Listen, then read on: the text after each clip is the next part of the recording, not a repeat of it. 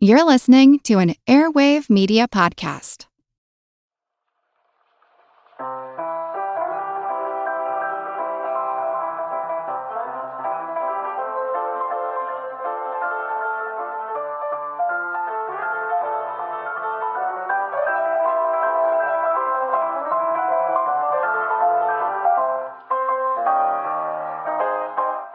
Hi, my name is Blake, and I have just a quick note before we get started.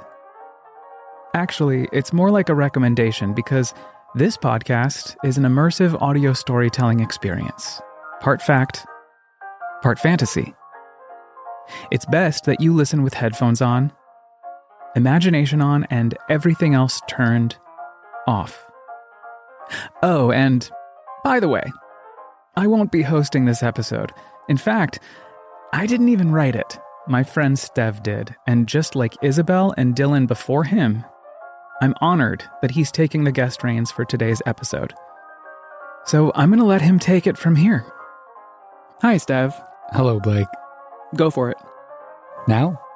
Now. Welcome to Abandoned, the All-American Ruins podcast. Season 4, Episode 8. Stev and the Buzzard in the Ballroom.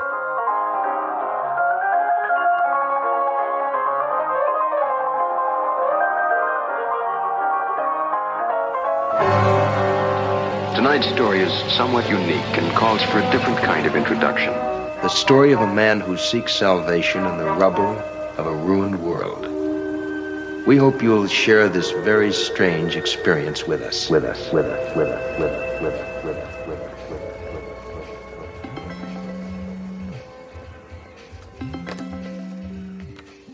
A message popped up from an urban explorer whose work I've followed for a long time. All-American Ruins. He asked where the photos from the day before were taken. Actually, his word was simply, where? It was Thanksgiving. I'd spent that morning photographing a site on my mischief bucket list. A nuclear power plant that is in the process of being decommissioned. This is an account of the experience of the Consolidated Edison Company of New York, with the design, construction, and operation of one of the first nuclear power stations serving a large metropolitan area. Higher nerves than usual. Higher consequences. The projected system demand on Indian Point Station was 275 megawatts. I told myself the holiday and moody weather, which I prefer, would keep security light. In 1955, this capacity could not be achieved in one reactor. I didn't post those photos. I sent them to a few close friends. Radioactive deer wandering around in the rain, and security checkpoints with biometric scanners. In short, Indian Point is a long step forward in the practical application of peaceful use of nuclear power. Less than 35 miles from the heart of New York City. I was soaked to the bone from the hike in. Warming up in my car, I felt the notification buzz in my hand. Would you be willing to share the location? Blake, a.k.a. All-American Ruins. He also asked, What does your week look like? Or tomorrow, he suggested, even before I had a chance to respond. We would meet the day after Thanksgiving, 11 a.m.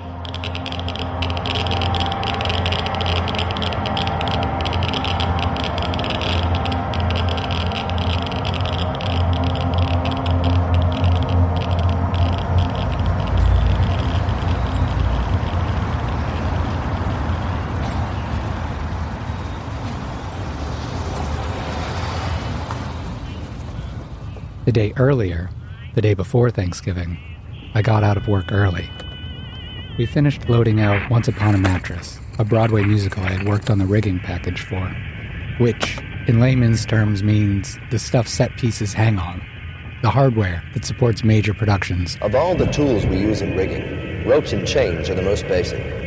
Wire rope is perhaps the most common rigging tool of all.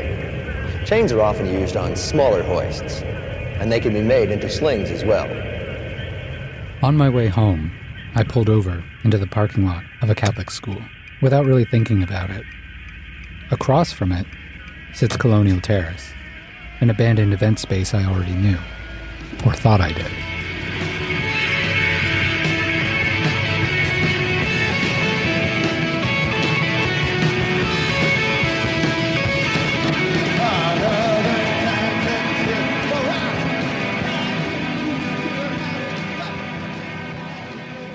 That's the strange thing about places like this. You never really visit them for the first time.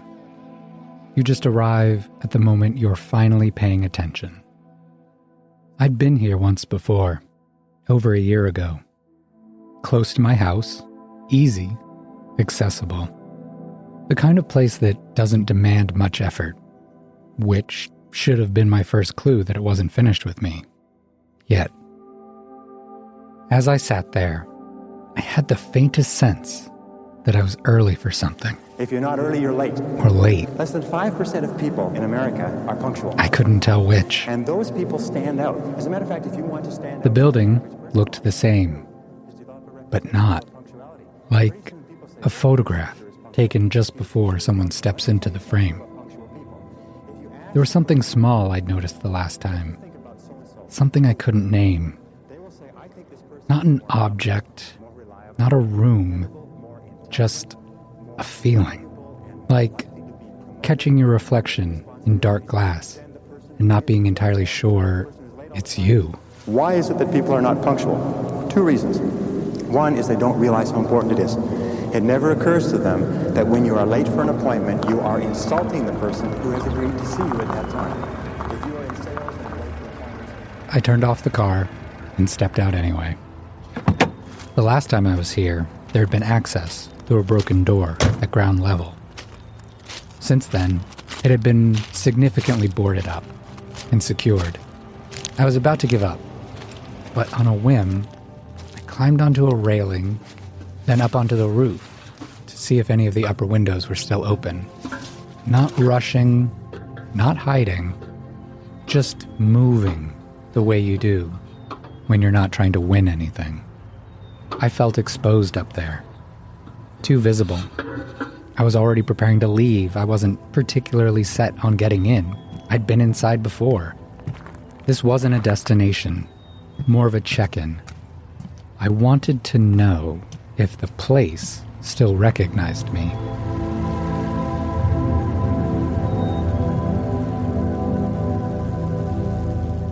It wasn't Medfield State Hospital, the infamous psychiatric sanatorium in Massachusetts, my first abandoned space. Overlooking the Charles River as it flows east to Boston, Medfield was built on a new architectural model, designed not to resemble a vast textile factory, but to reflect instead the ideals of a rural community.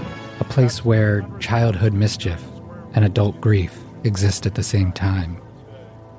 Where I first understood the past might notice me noticing it. At some 800,000 interior square feet, the institution dwarfed any skyscraper of its day, with an infrastructure unsurpassed until the rise of the great steamship. Although Colonial Terrace was constructed in 1850, it feels much more modern than the places I'm usually drawn to.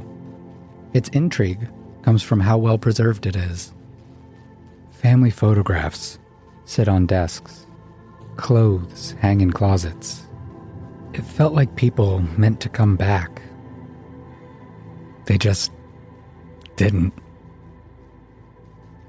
What would cause someone to leave something as precious as family photographs? Things you'd bring to work and never return to get them.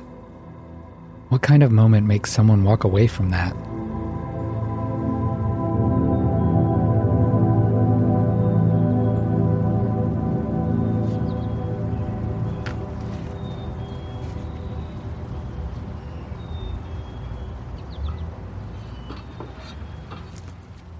I noticed on a lower roof there was an open window. It was a 1-story drop, not a problem, but climbing back up would be. I hesitated long enough to be sure, then I dropped down. I was in. The musty air carried the familiar scent of rot and time. Inside, the air was thick with damp and something sweet, and nostalgic. It smelled the way the afterglow of a party feels. Water dripped from the ceiling and hit the carpet with a muted pat, pat, pat. A slow, uneven rhythm, like a heart just on the edge of failing. Pat, pat, pat, pat, pat, pat. I moved through the darkened first floor. The last time I'd been here, motion sensor lights had startled me. This time, the darkness stayed. I adjusted my pace. The ballroom opened around me, its grandeur long collapsed. The chandeliers had fallen ages ago, their crystal shattered across the floor, like bones cast in some forgotten act of ancient divination or fortune-telling, to read patterns and predict what was to come. Throwing bones, what is that? Okay, so it's a type of divination, and you throw the bones, and then you see how they land, and that it begins to tell a story. You can read people's futures with it. If I'd known how to read them, I think I might have seen it then. The shape of what waited for me. Damp light filtered through mossy holes in the ceiling, catching and refracting through crystal fragments, splintering into 100 distorted reflections. Each angle told a different story, each glimmer a possible future. If the moss light struck just right, if I could only make sense of the patterns at my feet, I might have understood for a single moment. I think I did. That's when I saw the bird. Not a finch, not something delicate. A buzzard, large and strange, walking through soaked carpet and rubble as if it belonged there. A vulture, omen of death, decay, bad luck. But also a cleaner, a necessary thing, a keeper of balance. Didn't startle when it noticed me. It didn't flee. I realized it wasn't trapped. Maybe it was the concierge. Or maybe it was Colonial Terrace itself. There was a mirror, gold-framed, angular, and dented. I caught a glimpse of my reflection in the glass. No, not mine. A man my age, maybe. He wasn't dressed like me. Didn't move like me. But there was something familiar in the posture. Shoulders set the same way. Weight shifted like someone used to standing for long periods. Waiting. I took out my camera and took a picture. When I looked again, there was nothing there. Just my own reflection, layered over the dark. I took a few more photos, and then I left.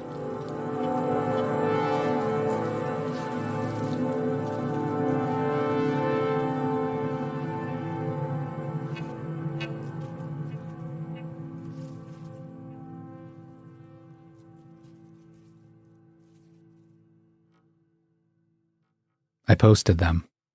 Nothing special, just proof I'd been there. Maybe proof it had been there too. An archive of ruins, and what we looked like on that day.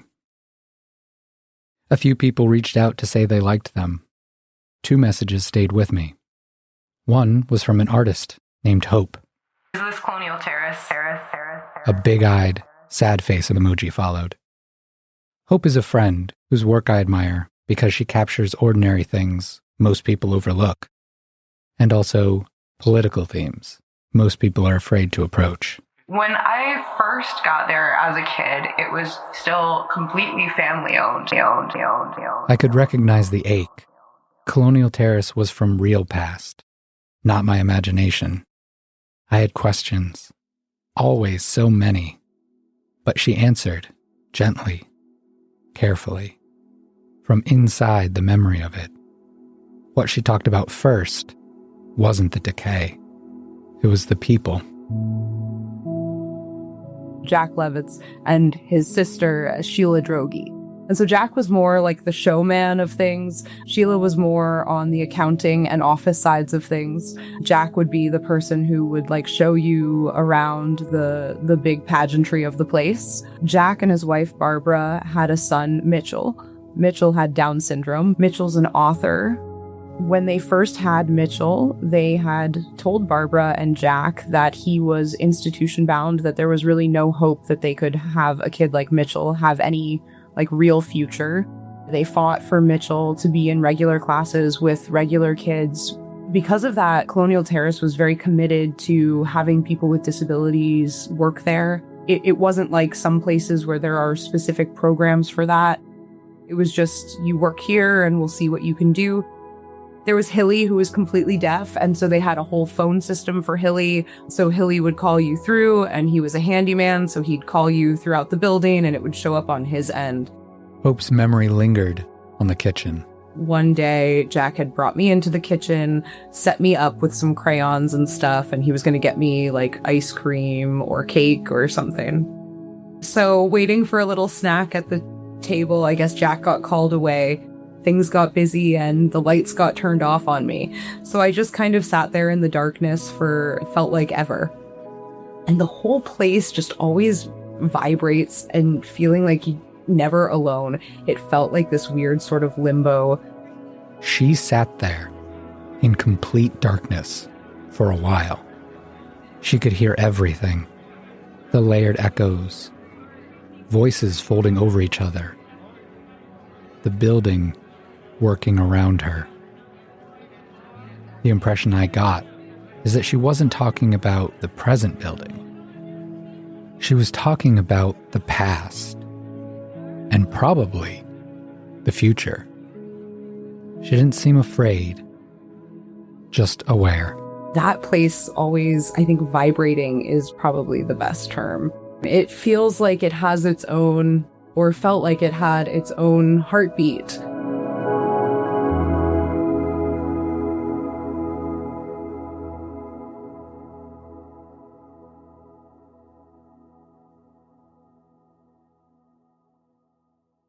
The other message was from All American Ruins.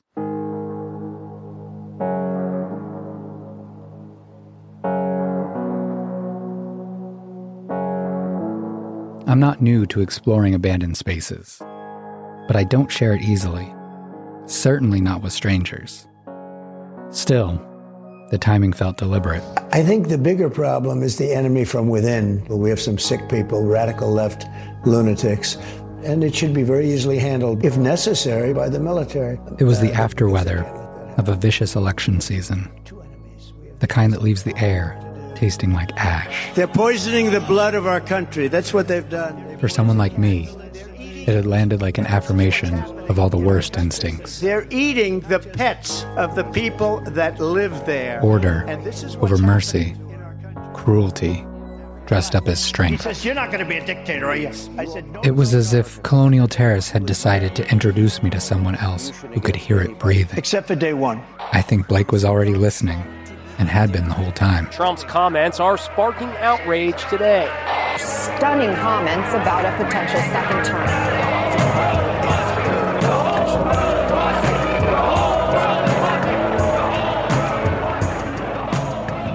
I give him the information I'd want if I were going in cold. So you know what to expect. There's a little climbing involved.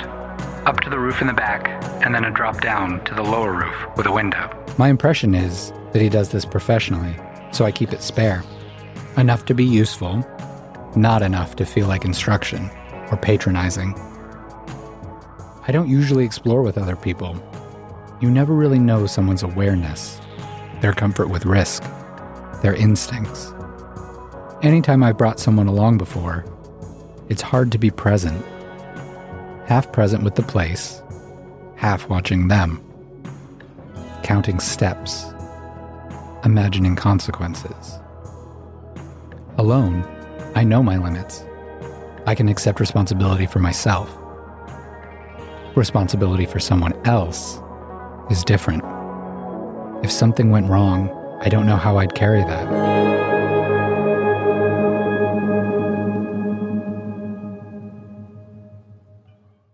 There's also something else. This is intimate for me. Sacred, even. I don't enter these places to conquer them or claim them. I enter to listen, to keep company with something that's been left behind, and with myself. Bringing someone else changes the temperature of that exchange. Still, Blake felt different. I know he's experienced. Anyone he brings will be too. They understand the risks. They aren't guests. They're practitioners. Anointed, ordained, and initiated. I send him a map of where I parked. This is where I parked. Pretty short walk. Excellent. 11 a.m. We meet at 11 at a nail salon. Blake and his friend Becky. Handshakes, names, the small, careful rituals of strangers. Blake feels like someone you'd expect to see leaning against a railing somewhere you weren't supposed to be. A stairwell, neither destination nor origin. As we walk, I fall into old habits, leading us toward the back of the building, away from the road, away from being seen.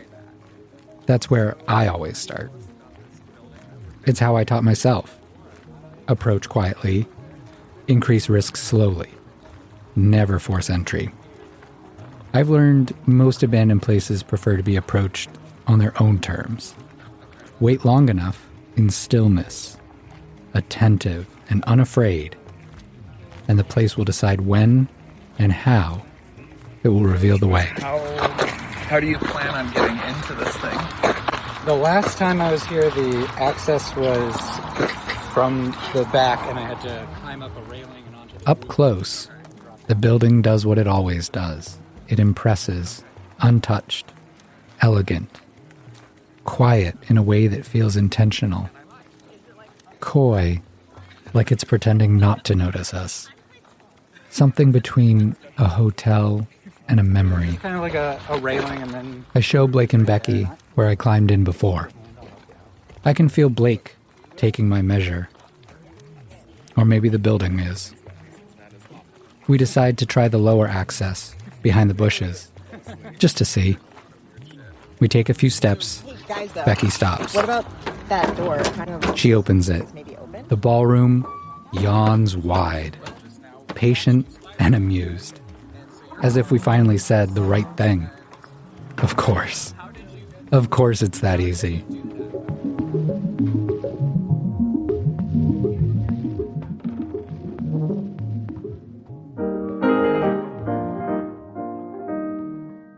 Colonial Terrace began its life in 1850, built by the Simpson family, back when houses were constructed with the expectation that they would outlive their owners, their furniture, and at least one philosophical moment. In 1920, the property was purchased by Colonel Eugene Waterbury, one of Teddy Roosevelt's Rough Riders, which feels important, even if only because the place once knew someone who charged uphill on horseback and later decided, yes, this would make a fine house. Are the American people fit to govern themselves, to rule themselves, to control themselves? I believe they are. I believe that the majority of the plain people of the United States will, day in and day out, make fewer mistakes in governing themselves than any smaller class or body of men, no matter what their training, will make in trying to govern.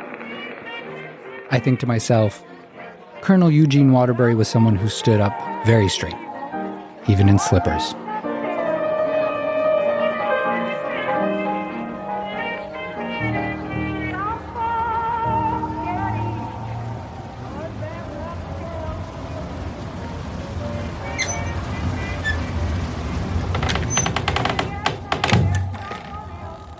The bar is still here, dirty, but intact. bottles scattered, some opened, some sealed. A tray of glasses stacked neatly, waiting for hands that would never come back for them. Everything aging in place. The wheelchair sits nearby, exactly where I remembered it. Not abandoned, so much as paused. The tables are still set from a celebration. Shifted, fractured, slightly wrong, like the memory of a good night retold by someone who stayed too long. Blake and Becky go quiet, the way I get when a place refuses to explain itself. We move slowly through the ballroom. Floor-to-ceiling engraved mirrors catch our flashlights and throw us back at ourselves in pieces. 3 people, multiplied, bent. I get the impression we're more familiar with our reflections and can't shake it. In 1945, Oscar and Lillian Levitz acquired the property. They opened it as a family-run resort hotel. Visitors arrived from New York City, eager for fresh air, good food, and the comforting illusion that the world had not just been broken and reassembled.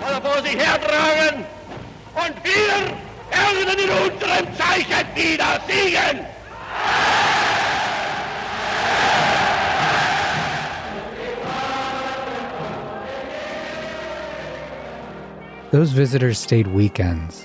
They lingered. They danced. They always danced. Even when they said they were just stopping by. The building noticed it was good at holding people together for brief, important stretches of time. It leaned into this talent. The building remembers the weddings. It remembers the proms. I think to myself, it does not remember the DJ lists kindly.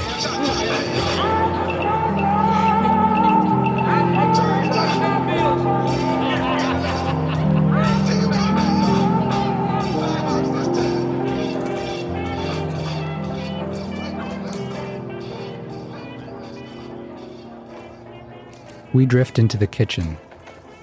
Ruined doesn't quite cover it. I hear the thing Hope said about the kitchen echo inside my head in a way that feels like eyes on the back of my skull. I just kind of sat there in the darkness for, felt like ever, and the whole place just always vibrates, and feeling like you're never alone. That place always... The kitchen, I think, taught you how to sit still in the dark and not assume you were in danger just because you couldn't see who was running the place. I suspect there was a fire.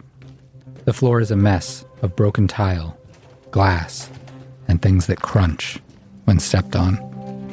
I stay quiet. I feel comfortable there, listening. I collect stories. I watch how people move through rooms that still remember being useful. I absorb Blake and Becky talking about the places they've been, the times they've found strangers inside ruins like these. So, how long have you been doing this? The urban exploration? Kind of forever. The question that could have followed didn't. Something mundane like, what does that mean? I think he knew he didn't have to ask, or knew better not to. Relief moves through me like a held breath finally released.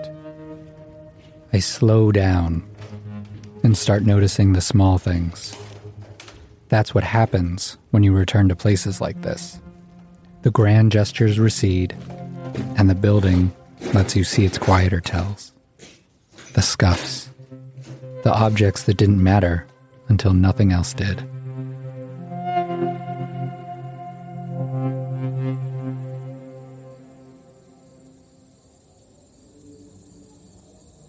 I find myself thinking about what Hope told me. It was a summer colony kind of hotel thing when they were kids. So they were very comfortable in the building, and it was part of their family. Eventually, Jack retired, and Sheila's husband really took his role, and that was Alan. And Alan was the same way. Alan was really, like, they were all one family. So it really didn't feel like a big change or anything drastic. This continuity mattered. It learned their footsteps. It recognized their keys. It also accepted apologies made under breath.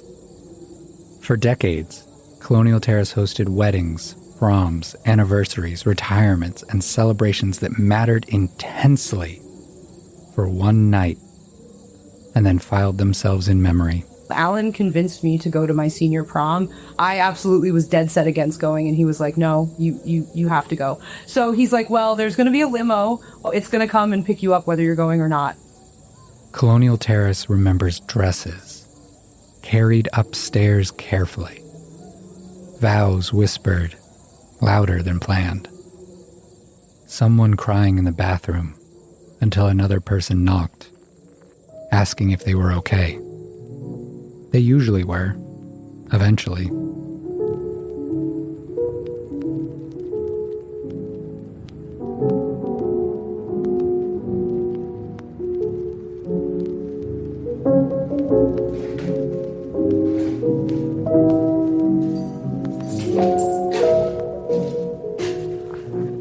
I linger over old photographs, accounting files, fragments of a life that had once been loud here.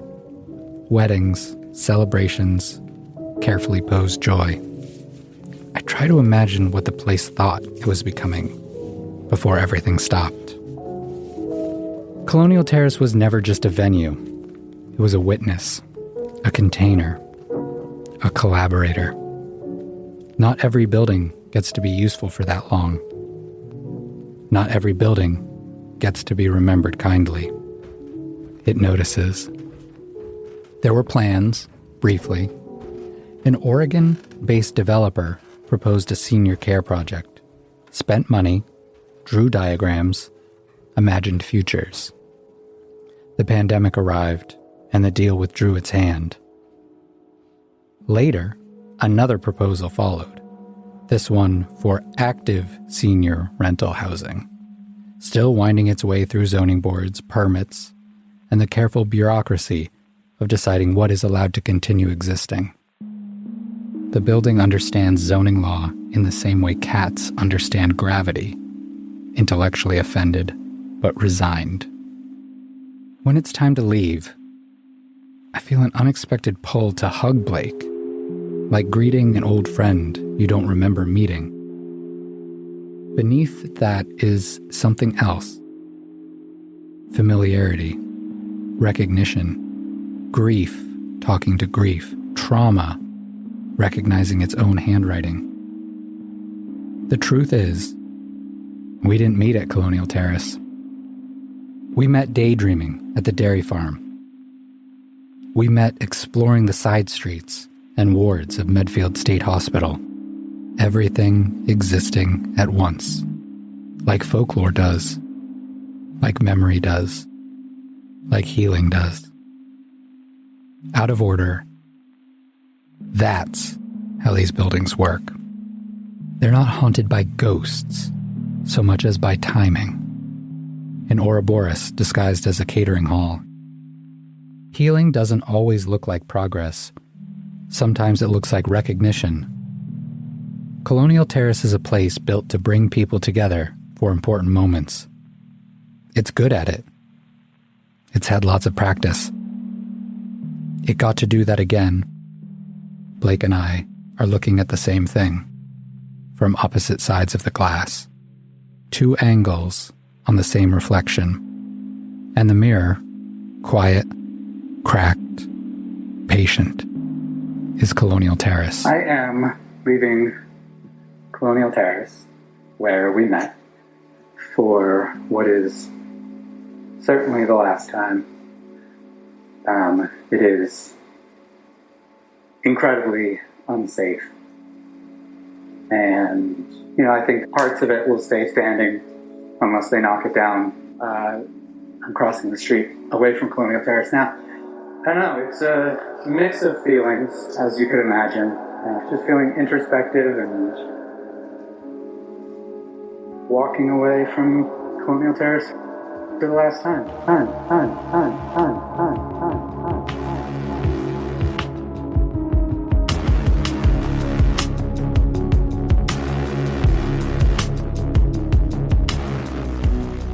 If you're just tuning in, welcome to the 4th season of Abandoned, the All-American Ruins podcast. Join me every other week as I take you on an immersive sonic journey, recounting my expeditions of abandoned spaces across the United States, which I transform into fantastical audio experiences that allow you, dear listener, to dive into my imagination with me, or maybe inspire you to go out and use your own. If you don't want to miss it, please subscribe on Apple Podcasts, Spotify, or wherever you get your podcasts. And please remember, subscribe, rate, and review if you're up for it. Also, if you like to read or enjoy amateur photography, just know that each episode this season is adapted from the original All-American Ruins blog, where you can catch up on more of my adventures. Just visit allamericanruins.com or follow me on Instagram at allamericanruins. This episode of Abandoned, the All-American Ruins podcast was written and hosted by Stev Hull-Allen, co-edited and co-produced by Stev and me, Blake File, with studio space courtesy of Radio Kingston, WKNY AM 1490 FM 1079 in Kingston, New York. Special thanks to my brilliant mom, Beth, for editing every blog post that I ever transformed into these audio adventures. And thank you, my friend, for taking the time to explore these abandoned spaces with me.